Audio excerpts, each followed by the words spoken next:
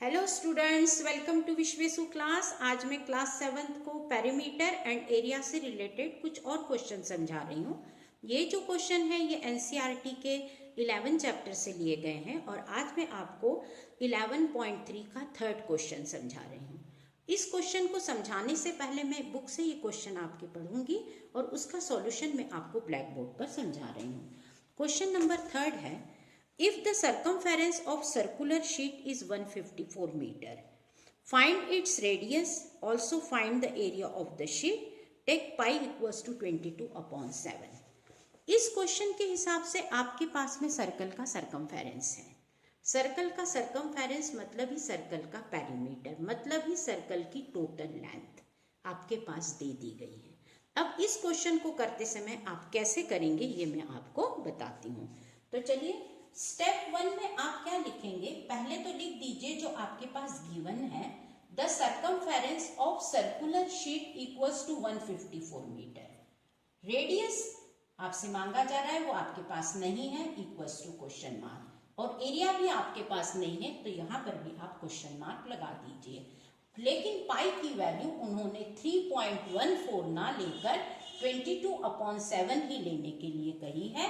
इस बात का आपको ध्यान रखना है। तो स्टेप 1 में आप अपनी कॉपी में इतना पूरा लिखेंगे। ये लिखने के बाद में अब आपको लेना है स्टेप 2। स्टेप 2 लिखने के लिए आप कैसे करेंगे, यहाँ पर स्टेप 2 डाल दीजिए। आप ये स्टेप 2 नहीं भी लिखेंगे तो भी चलेगा, ये मैं आपको समझाने के लिए बता रही हूँ कि स्टेप 1 में आप क्या करेंगे और स्टेप 2 में आप क्या करेंगे। अब स्टेप 2 में आपके पास देखिए सरकमफेरेंस तो है, मतलब ही सर्कल का पेरीमीटर है।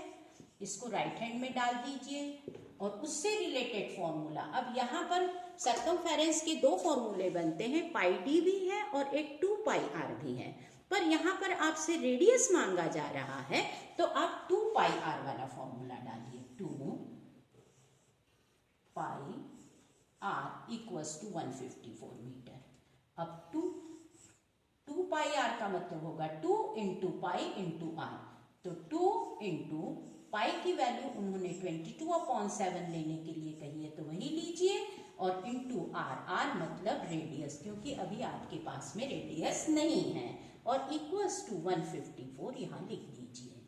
अब आप देखिए, इस तरफ हम लेफ्ट हैंड साइड सिंप्लीफाई करेंगे, ऊपर नीचे न्यूमरेटर और डिनोमिनेटर तो सिंप्लीफाई नहीं हो रहा है, तो हम ऊपर वाले को ऊपर से मल्टीप्लाई कर देंगे तो 44/7 आर आ गया। इन दोनों के बीच में इंटू का साइन है, ध्यान रखना, और इक्वल्स टू 154 मीटर लिखते जाइए, यूनिट की तरफ ध्यान दीजिए।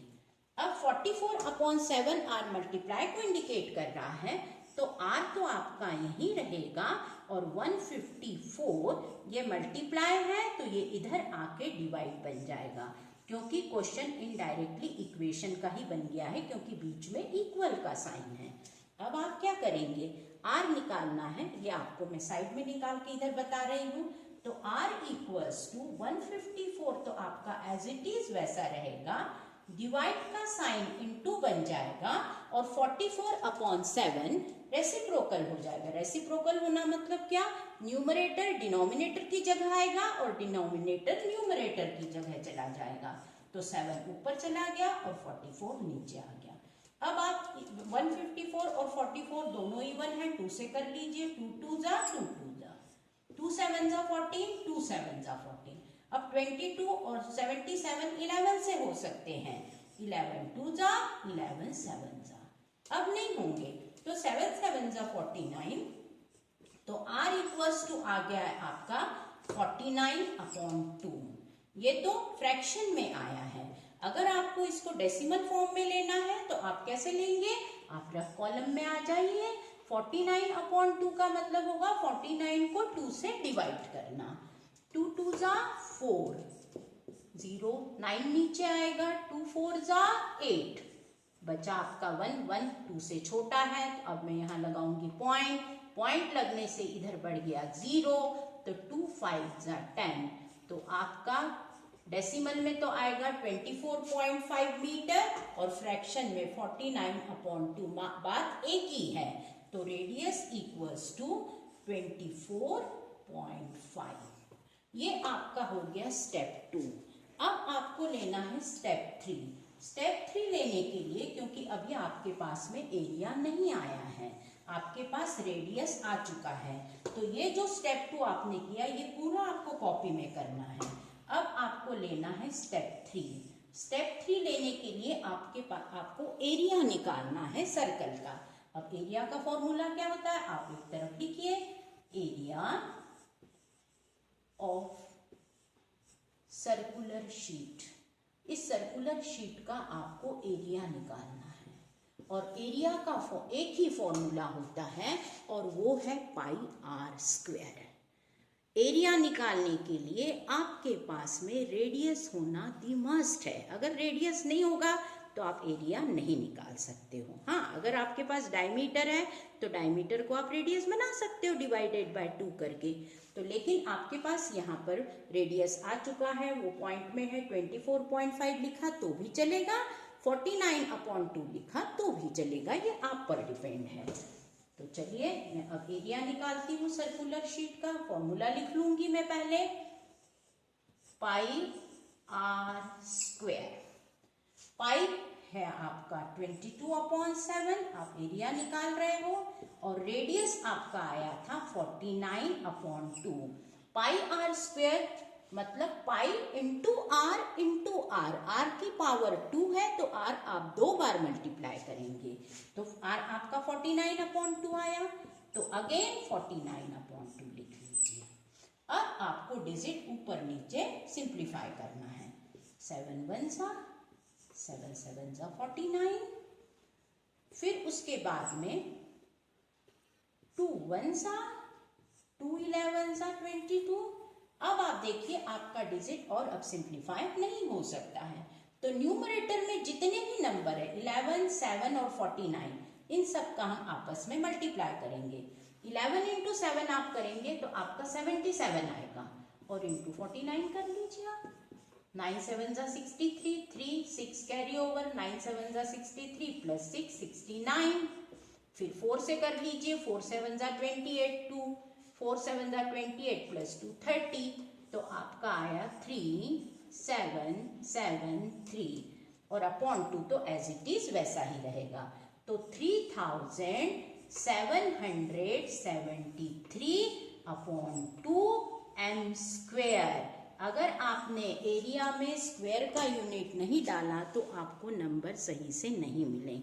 अगर आपको फुल मार्क्स चाहिए तो आप यूनिट की तरफ भी ध्यान दीजिए। किसी भी फील्ड का एरिया हो आपको स्क्वायर लिखना जरूर, SQM लिखा तो भी चलेगा या m⁻² लिखा तो भी चलेगा।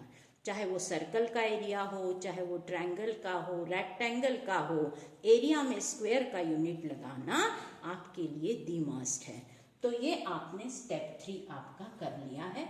इसको भी आप पॉइंट में ला सकते हैं। पॉइंट में लाना है मतलब 3773 को आप 2 से डिवाइड कर दीजिए, तो आपका पॉइंट में भी आ जाएगा। ये कैसे करेंगे, 2 1 1 7 के नीचे आया, 2 8 16, 1 अगेन 7 नीचे, 2 8 16, 1 अब 3 नीचे आएगा, 2 6 12, बचा 1। अब आपका डिजिट छोटा हो गया, आप यहाँ लगा लीजिए पॉइंट, 0 बढ़ गया, 2 5 10, तो आपका डेसिमल में आएगा 1886.5 m स्क्वायर।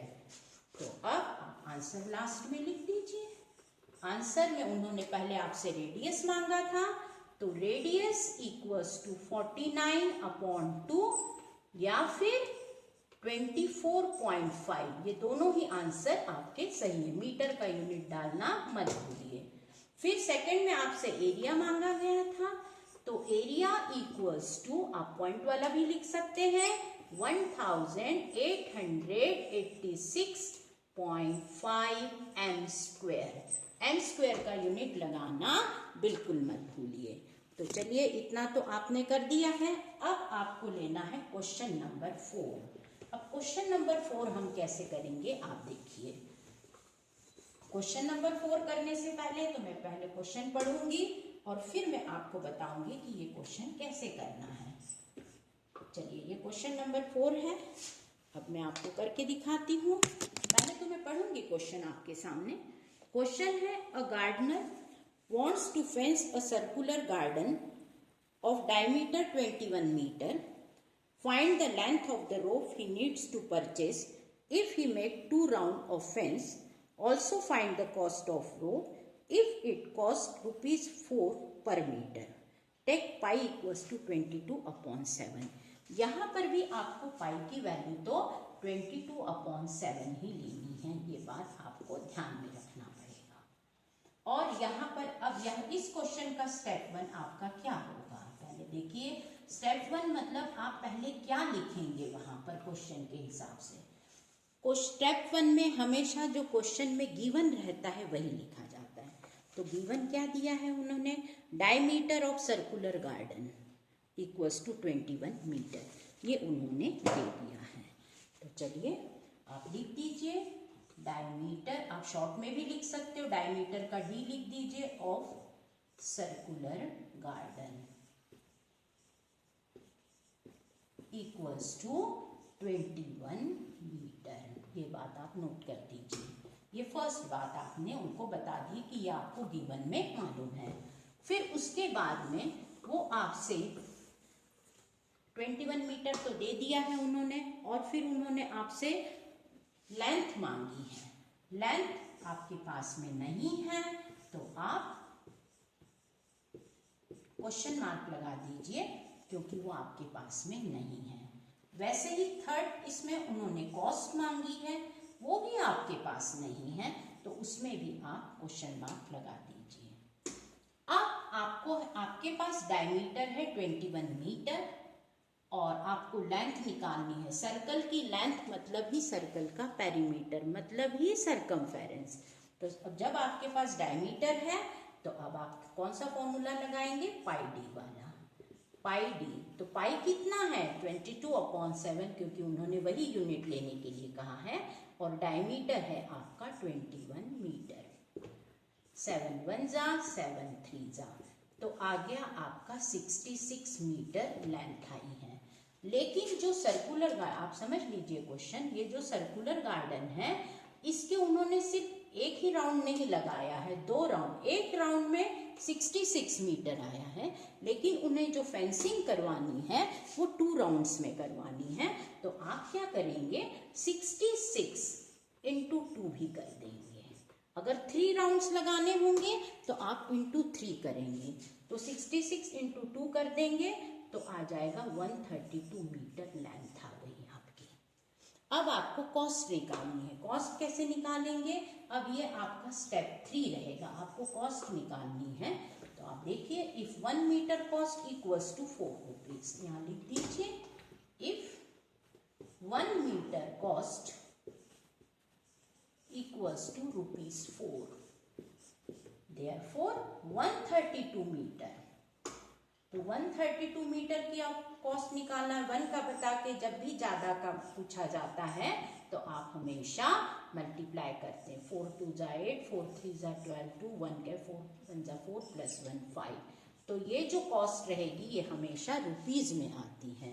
तो आंसर में आपके पास क्या क्या उन्होंने पूछा था, लेंथ पूछी थी, तो लेंथ इक्वल्स टू 132 मीटर लिख दीजिए, और कॉस्ट इक्वल्स टू रुपीज 528। तो ये जो क्वेश्चन है ये क्वेश्चन नंबर 4 मैंने आपको समझाया है। अगर आपको वीडियो पसंद आता है तो प्लीज़ लाइक, सब्सक्राइब और शेयर करना बिल्कुल मत भूलिए। Thank you.